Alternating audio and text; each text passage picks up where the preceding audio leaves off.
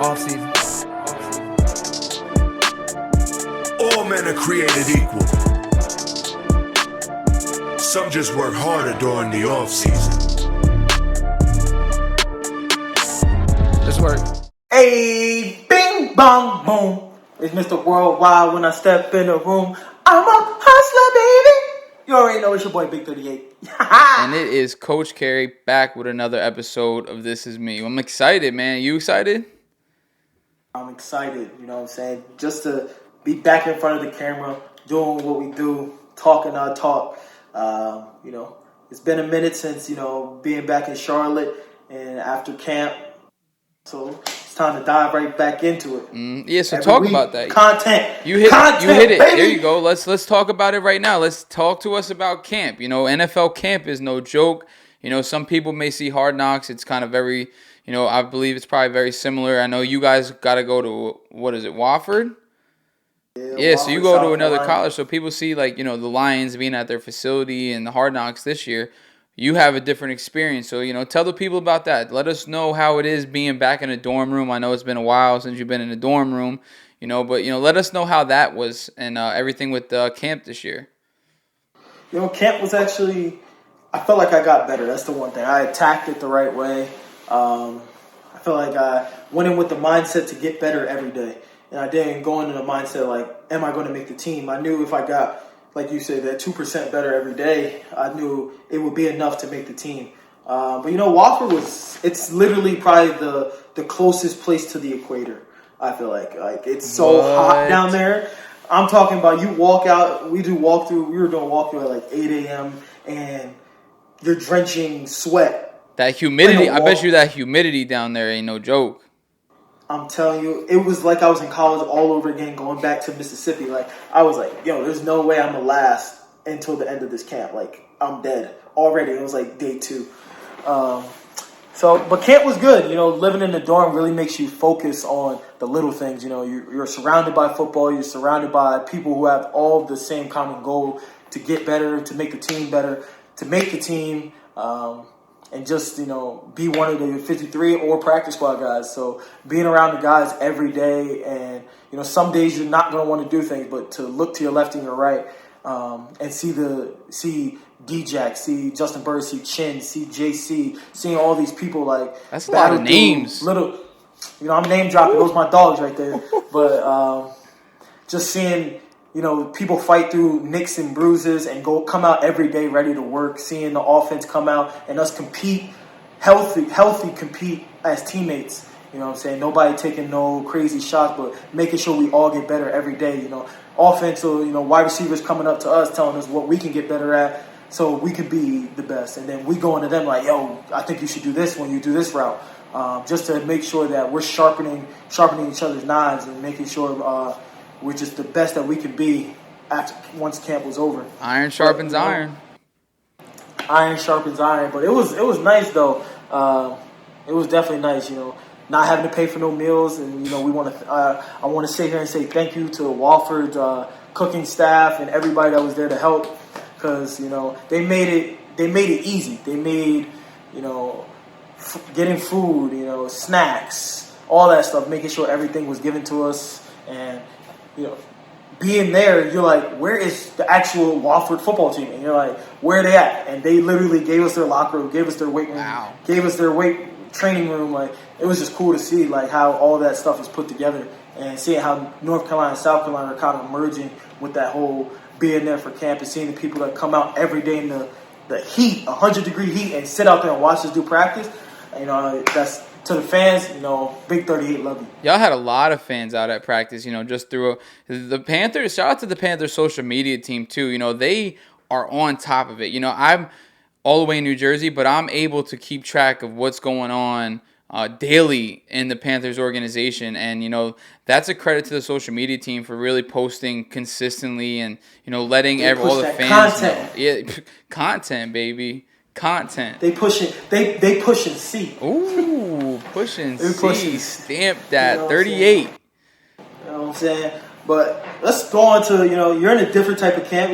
Camp's a little bit longer probably for you guys than it is for us. Like, you guys don't have really no restrictions. I know back in high school you practice for 4 hours and they count that as one practice.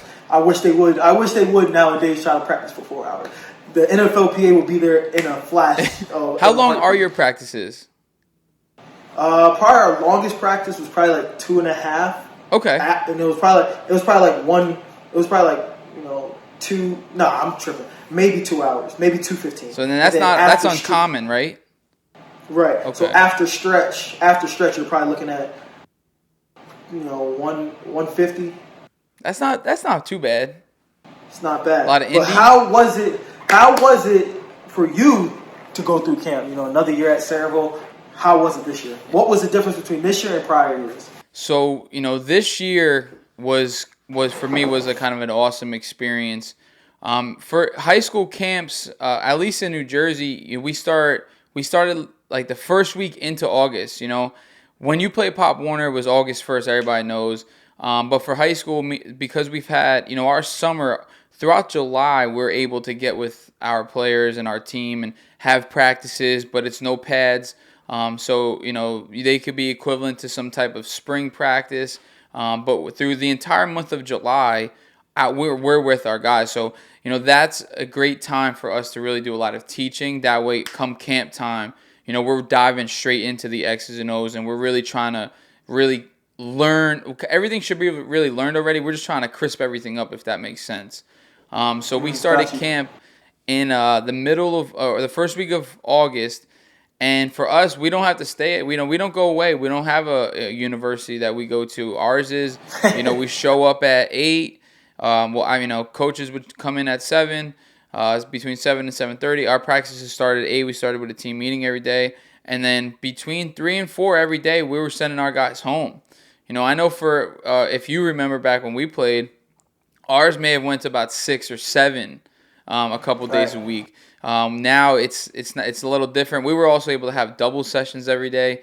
Now there's double sessions. It's I think every other day. We're not even. It's kind of similar to you guys in the NFL where we're not always in full. We're in uppers a lot. We'll do helmets. We don't have shells and or the Guardian caps or anything like that.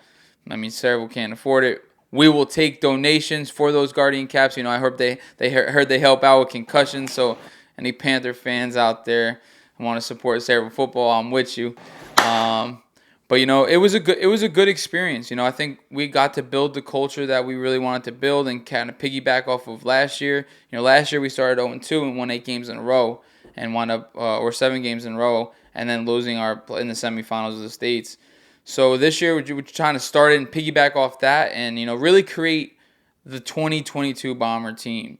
But it went well. We had a tough loss week 1.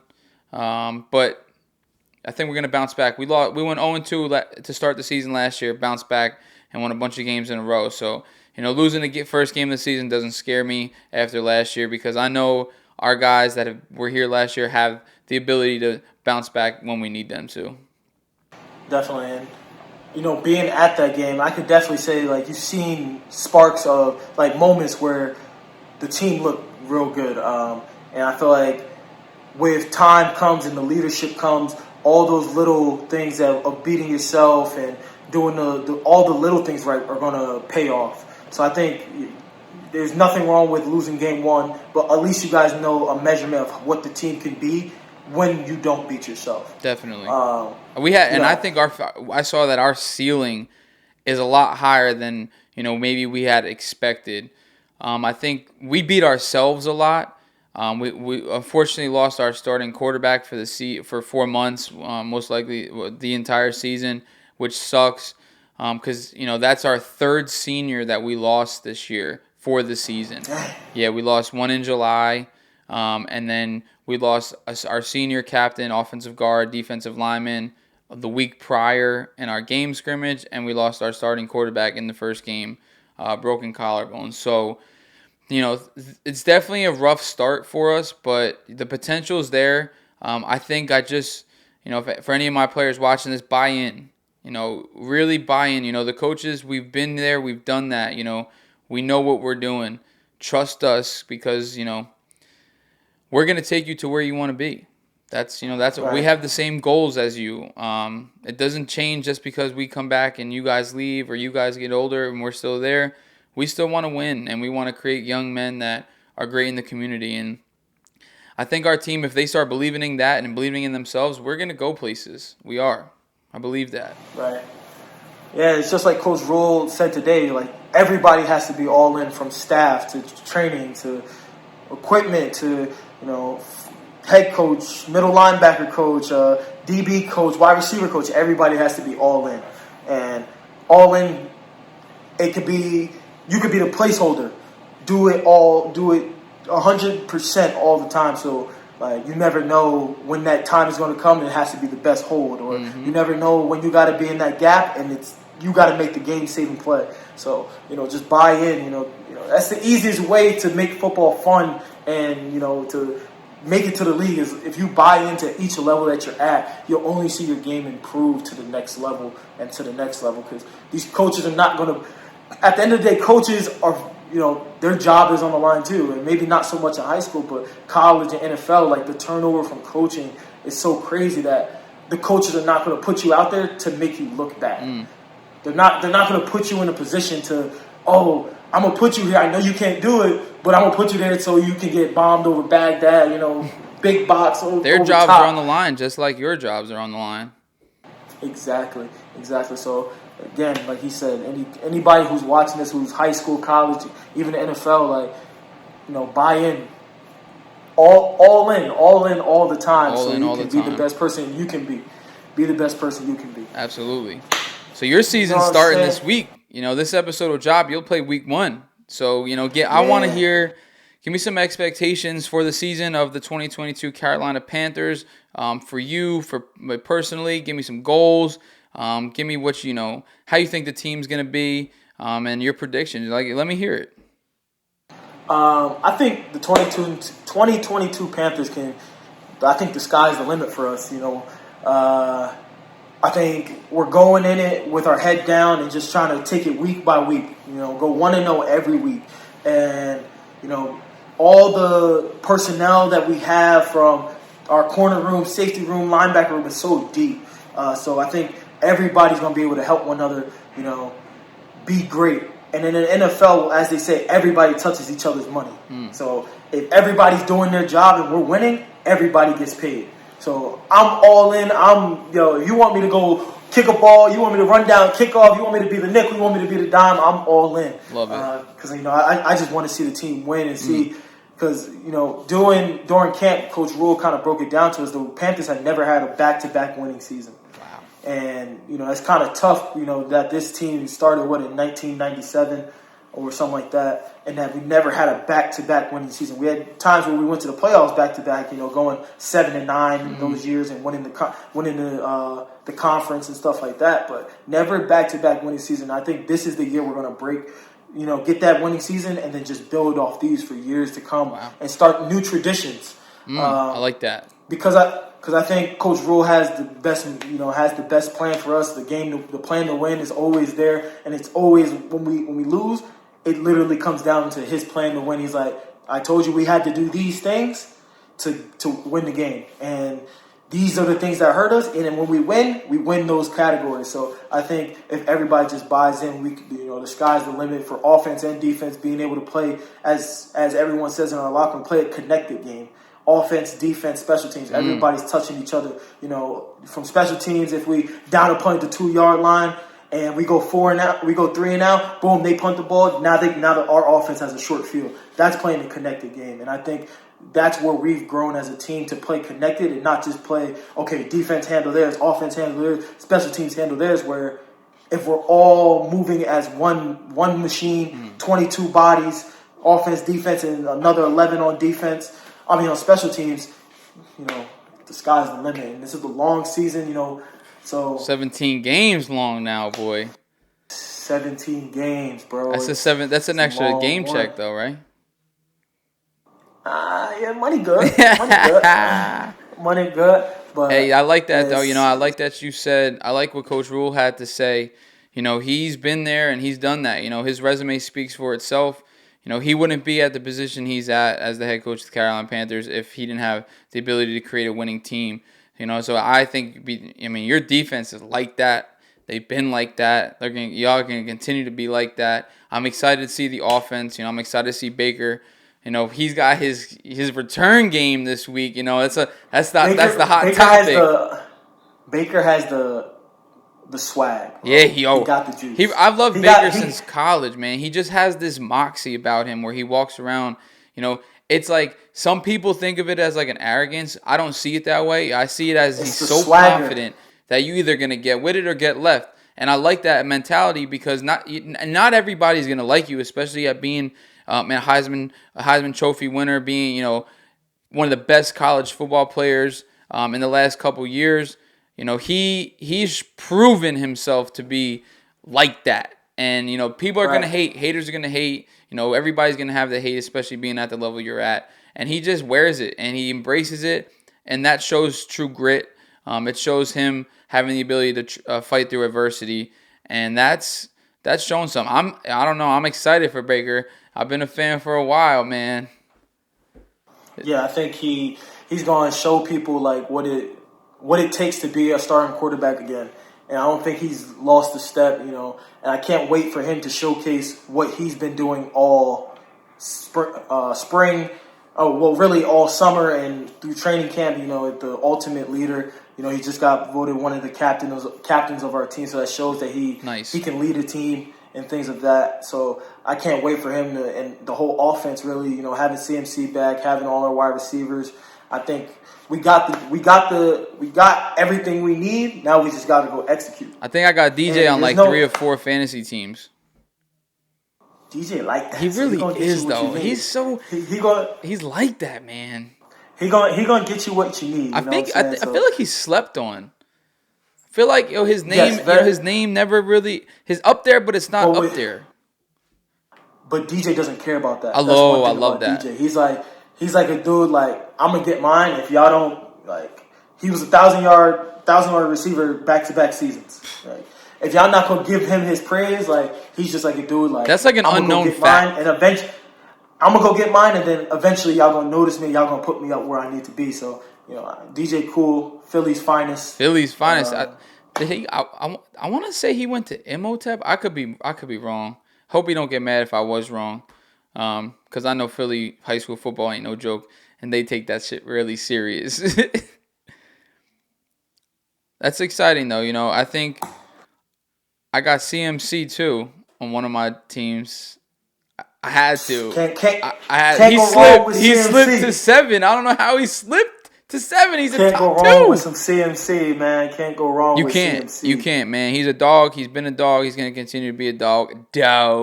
CMC's like that, man. He can move. CMC. It's fun to watch. You got a lot of dogs. That's a different man in space. Oh, my God. It's hard. You can't. I like going back and watching his Stanford highlights because that boy was getting busy. He's different, bro. He is like that. Hell yeah. When he gets that ball in his hand, he's a different type of dude. I think Carolina Panthers, one of the most slept on teams in the NFL right now. I think, they got a lot of talent that people are not really talking about. And I like that. I like that you guys are going under the radar because, just speaking to you throughout your first couple seasons, like you've always had the mentality that you guys had it. And I think this is the year that the Carolina Panthers really show it. There's just too much talent there right now. You guys are a bright future for 2022. I can't wait to see y'all play in 2023 in the winter. You know what I'm saying? That means good things are happening. So, best of luck to you. Best of luck to the organization. It's exciting. I'll actually be back in Jersey for the first time since high school playing. And I think that's going to be something special. Last year I wasn't able to do it because I had dislocated my wrist. Mm-hmm. But this year, God willing, I won't get hurt in this first game. Be able to actually play back in Jersey for the first time in 10 years? Damn, bro. Nah, not that far. Nah. Because I'm out of high school. This is 10 years of my senior year. So what's 8? So it's probably like 8 years. 8. Damn. Because in prep school you played in Philly, but you didn't play in Jersey. Never played in Jersey, man. So Wow. it's gonna have. I gotta figure everybody there. It's gonna be I've been telling everybody since I knew the game was that day. I'm gonna get there. I'm going. Now I gotta figure some stuff out. So I'm gonna try. I can't miss this, man. I haven't seen you play since in 8 years in person. So I gotta figure my way out there because this is too. You know where I'm gonna be September 18th. You know what I'm saying? MetLife But, Stadium. But we're gonna take it one game at a time. That's it. Handle the Browns first. We're gonna handle the Browns, then we're gonna worry about Jersey. Hey, I know Champion Stack's coming out there to the game though. My boy Sal gonna be in the building. You Building, say, baby. First NFL game for Never Sal. been to a first NFL game and first time knowing someone on the team. So Love it. I'm glad I could share that with my boy. Yes, sir. So I got a quick question for you. I know a lot has happened in these last few months and stuff like that, and adversity hits us all. Life hits us, and it's sometimes unexpected. But how have you coped with adversity, in the last few months differently than you coped with it in the last few years? I think you have matured as a person to grow, not try to stay stagnant at where you were at, understanding mental health and adversity is going to happen, but let me handle this the proper way and figure out how to actually get over these different things that come about. So how do you handle stuff? Yeah, I think that's a great question, great topic, because I think through everybody's life, everybody's going to hit adversity at some point. But adversity doesn't define you, but how you handle adversity does. For me, growing up, adversity, I'll start from when I was a kid. When I was a kid, adversity would make me cry. I didn't like anything going against the way I thought or I felt. If I played baseball and I struck out, I was crying. Or if I did something wrong in football and I got yelled at, I would cry like in my helmet. And as I grew up, obviously the crying stopped. But I didn't see any growth in how I handled things. In high school, being benched as a starting quarterback in Sayreville was a huge deal because of how big of a football town we are. And I will say the first day I handled it poorly, the second day I handled it poorly, and then the third day I snapped out of it. I think as a kid, that's huge. Some kids in high school get benched and they never see the field again. They're especially at a quarterback. I wound up switching a whole position, 2 positions. I wound up playing running back and linebacker just because I was trying to get on the field. So I felt like when I was younger, it was being a baby. As I got a little older, I started to grow up a little where I would act like a baby early, and then I would kind of change my mindset. I would realize that being a baby's getting me nowhere. I got to change something, right? Because if the adversity's hit me, a lot of times for me it was self-inflicted adversity. Playing quarterback and losing that's not necessarily self-inflicted. So it was really the first big thing that I had to deal with that was taken from me. And I necessarily didn't know why. As I get older, I figure out why, and you understand as a coach why things happen. But I think that was like the start of being able to handle adversity in a positive way, even though it took me a little while to figure that out. Fast forward to now, that was when I was 16. 11 years later, here I am, still handling adversity. Some self-inflicted, some not. The best way for me to handle adversity is by pausing. Life goes fast. It feels like just yesterday we were playing ball in high school. But here we are 11 years, 10 years later, and life hits you in the face hard. And sometimes it's hard. You don't know how to handle situations. People grow every day. I'm 27. I don't handle anything perfect to this day. But one of the things that helps me is I take a pause. Instead of reacting in a way where I'm like, oh, I'm snapping, which would have been as a kid crying, and then as I get older getting angry, I just take a step back and really think about the present moment that I'm in. Is this really going to define who I am? No. Can I make a change? Yes. And these are all the things that go through my head when I do handle these adverse situations, because there's no reason. The anger is just, that's all negativity inside.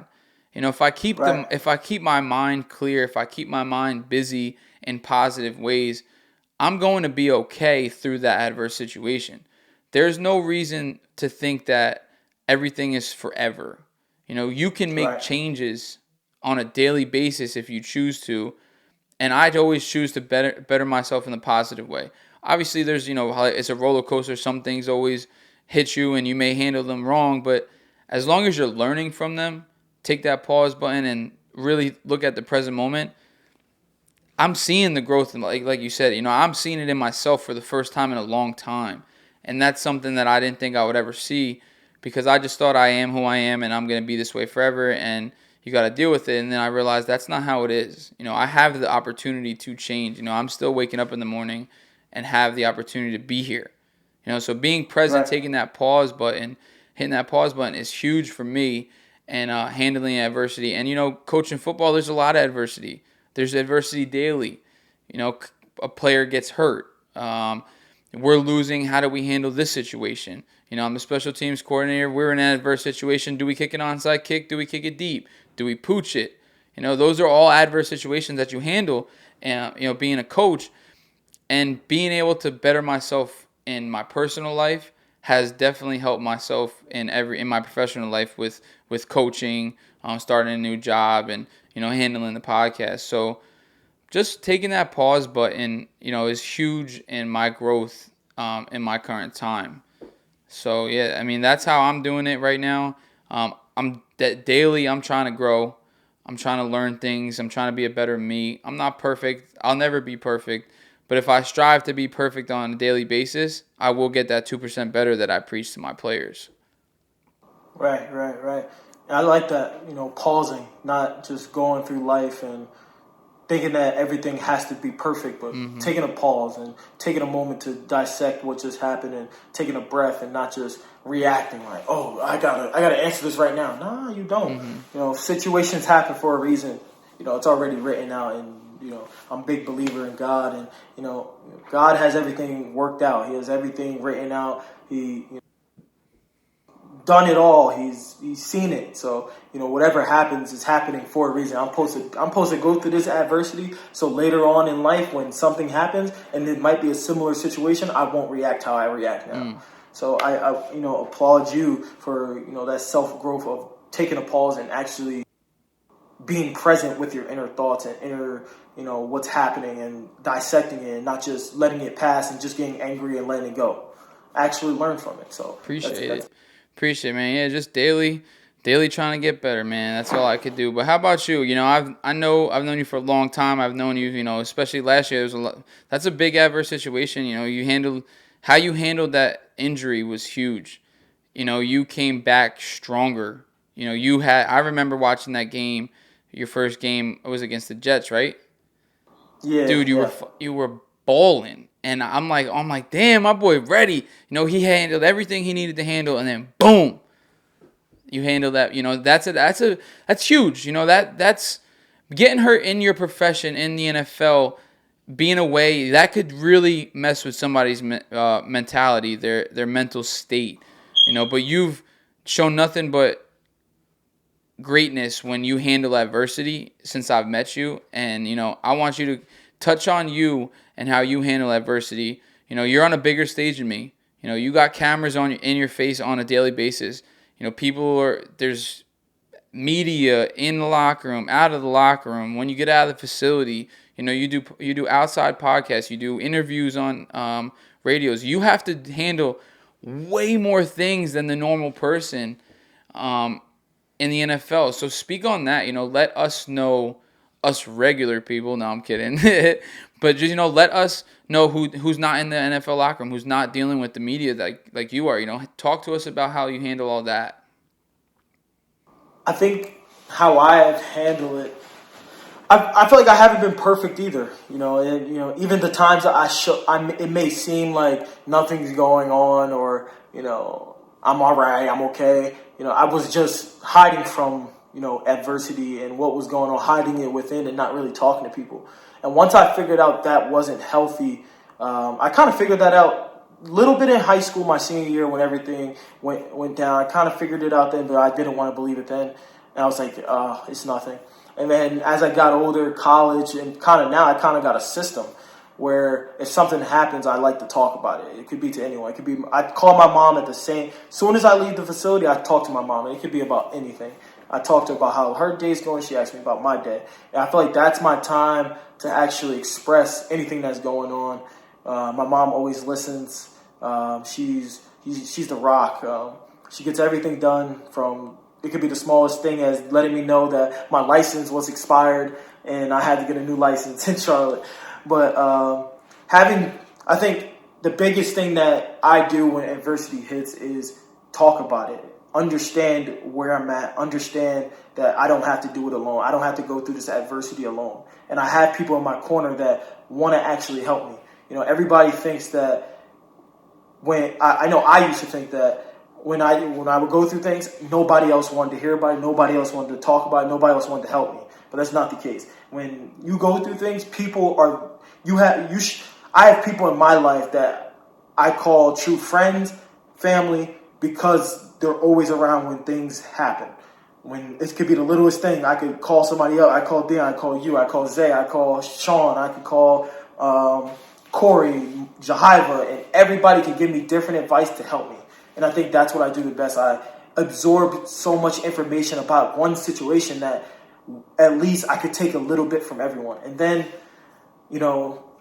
I also talk with our team therapist, and having someone who is went to school and understands how to unhook from situations, how to get better from situations, and just don't forget about what's happening, but let's figure out why it's happening. Let's stay in the moment. Let's figure this out before we move on. And that's how I've been coping with things. I have a system of talking to my parents, talking to really my mom, and then my dad.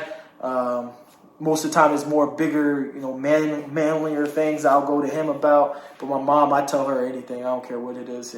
It could be anything. But just have those people you could talk to, and have those people that you could talk to that are not going to look at you crazy for the littlest thing. It could be the craziest thing. I could talk to my mom and she won't look at me crazy. You got to find those people, because when things hit and you need those are the people who are going to go to bat for you, are going to stick by your side. Because the people that like, dang, bro, that's crazy. You crazy as heck for that situation. Those are the people who go on as soon as adversity hits and you need them, they're not going to be there. Yeah. And I built a great team around me, and I can't do it alone. And I'm not doing it alone. I never will do it alone. So that's really how I feel like somebody in my shoes really gets through things. Having the right people around them, because not every person around you is the right person. Exactly. So having the right team. Like, I know I watched this Magic Johnson thing, and he was saying that somebody wanted this dude to represent him, and he was like, Are you the best basketball player? Magic Johnson said yes. He said, do you want to be the best businessman? He said yes. The dude didn't say he would represent. He said, go read these 10 things. Magic Johnson came back, and then he asked him those questions. He said, well, then you have to have the best team around you. Magic Johnson said after that he went home and fired everyone. He fired his business manager, his accountant, his agent, everyone, because everyone around him didn't want the best for him. So you gotta have people around you that want the best for you, so you can be the best version of you. So that's my little thing for the day. I like that. I think you touched on some good points.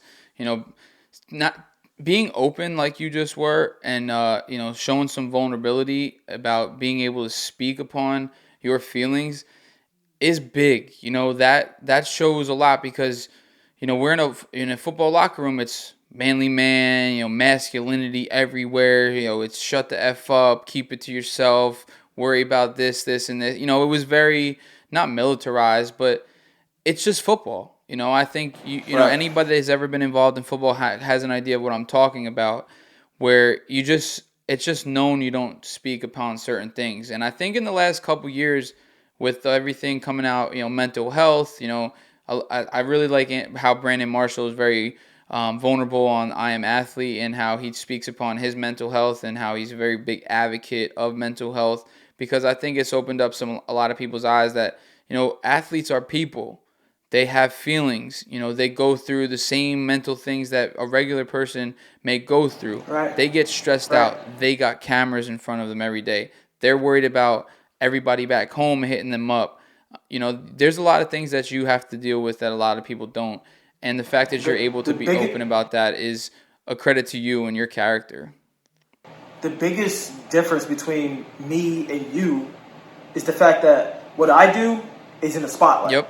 What you do, nobody really cares about. Mm-hmm. It's a very small scale for me. Yeah, so it's like we go through, we have people who die in our family. We go through the same life choices. We have girlfriends, we have wives, we have, children, we have people who get sick. So we have situations that we have, and then at the same time, we're trying to perform to the best of our abilities, come in and day out and be the best athlete I can be. And you got to kind of forget about all those things that are going wrong in your personal life and put those to the side when it's time to practice and time for meetings. Because and for me, it's like once I get in the building, I got to forget about that because I know the goal for the team. And I'm not going to let anybody be affected by a situation that's at home. Yep. And that's the biggest thing with people. I think a lot of people try to bring, sometimes you got to deal with it when you have to deal with it, but not in the workplace, not with the wrong people. So it's tough. It's a tough life to live. Having the camera in your face. Like, I don't really have the camera in my face personally all the time. I'm not the big dog. I'm just one of the guys. I am just one of the guys. But for people like CMC, Shaq, Dante, JC, I know sometimes it could probably get rough for them. Always, anything they do, they could walk outside and have to sign 1 million autographs. I could walk through Target and I'll be a regular guy. So I'm cool with that. You like that? So, I'm cool. Good. Hey, what Marshawn Lynch said, get your chicken. That's it. I'm trying to protect my chicken, Protect your chicken. I think that's huge right there that you said that. And I think some people forget, everybody sees you on Sunday, but they don't realize that you're a person from Monday through Saturday. You go to Target, you order food, you talk to your parents. Some guys have to go home and they have to be a father and football doesn't matter anymore. And that goes by to the wayside on Sundays when people are betting on you and, and mother effing their TV. They forget that you're a person too. The comments that they put on social media, that affects people. If somebody said that about them, which they wouldn't, because that person that's saying it's a nobody, they would be hurt too.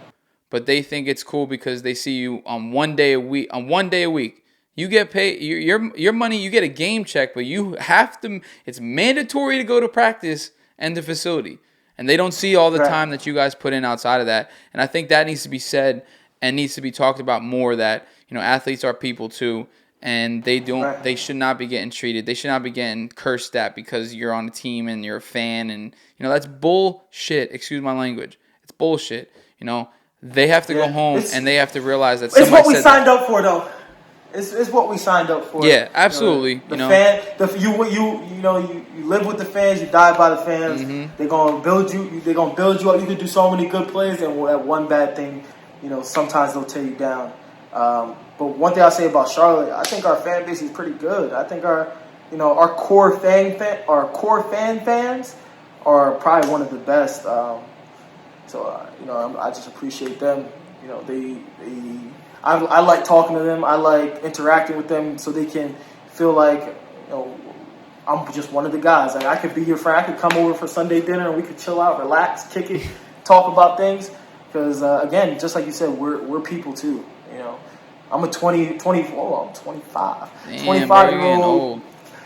25-year-old young man from Jersey. Like, ain't nothing. I just had the right people around me to get this job up and get this shot. It's millions of kids that I grew up, that came about at the same time that were probably more skilled than me, but it's just about I had the right people, and I think that's I'm just one of the guys. Yeah. That's the next point. It's just one of them days. Oh, he's got the vocals. We ain't started with a song today, so he had to throw something in there. But the second point I think I took from how you handle adversity is you talked about you put the right people around you. You created a team essentially back home, and it's not really back home because you got your Hive overseas, you got Sean down south. So you've just put you've kind of not necessarily cut people off, but you've narrowed it down to who really has your best interest and who you can go to in certain situations, who you can get advice from.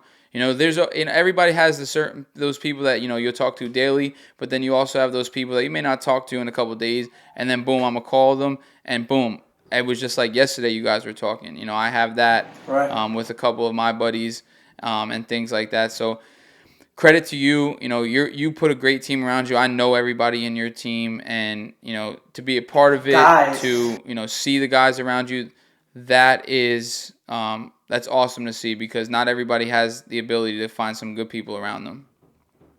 You need good people around you, man. Mm-hmm. The people around, just like everybody says, the people you associate with. That's how people look at Yep. you. Everybody judges people by the book, by the cover of the book. The people around me, we grind at all our professions. Everybody's in a different profession. You got Dion, who just became a state trooper in Jersey. You got Zay, who just got promoted in his job for accounting. Corey, who's diving headfirst into training athletes. Jahiva overseas playing basketball, going on his fourth year. You got a bunch of people that just diving into not your average. It's just a bunch of people around that are trying to be great at what they're great at. Yep, in their own lane. In their own lane, and nobody's jealous of anybody. Everybody wants each other to win. Mm-hmm. Everybody wants each other to do good. Everybody just is pulling for each other, and that's the type of friendship I want and I need in my life, because it's easy for someone to be jealous of where I got, because all of us started with the same goal. We all wanted to be in NFL, to be in the NFL, be in the NBA. That was the goal. Yep. And just to have people around me that just build, pick me up when I'm down, and have been with me since the beginning. That's all I can ask for. Love it. Happy for you, bro. Keep it up. Keep keeping the same people and the good people around you. But yeah, that's all I got today, mother. That's all I got. I think we ended right there. I think that was some good talks I right agree. there for the people. I agree. I hop back on here. think this episode will drop after your game. We wish you the best of luck. For me, all our fans, the off-season family, this is me family, we wish you the best of luck this week against the Browns, and a successful and healthy season for you, man. There's big things are coming. Big 38. Catch him on Sundays on Carolina, man. He's on special teams. He's at nickel. He's at safety. He could probably play corner. He could play linebacker if you need him to play. We've seen him run the ball. What doesn't he do, man? What doesn't he do? Swiss Army knife. Swiss Army knife. One of the guys, man. Just one of the guys. Hey, man, get 1-0 on the week. That's all you can do. But you have now tuned into This Is Me podcast. We appreciate everybody for listening. Make sure you like, comment, subscribe, do all the above. Go follow Coach Carey. Go follow me. And we're going to drop this content. We're going to be virtual because I'm in Charlotte, Carey's in Jersey, and we just going to keep pumping it out. Make sure you go follow all our other podcasts on our network, from Brick Talk and Jersey Culture, bringing that good content, different things that you need. And most importantly, yes, sir. Tell a friend to tell a friend, man. Appreciate y'all. Yeah. Off season. All men are created equal. Some just work harder during the off season. Let's work.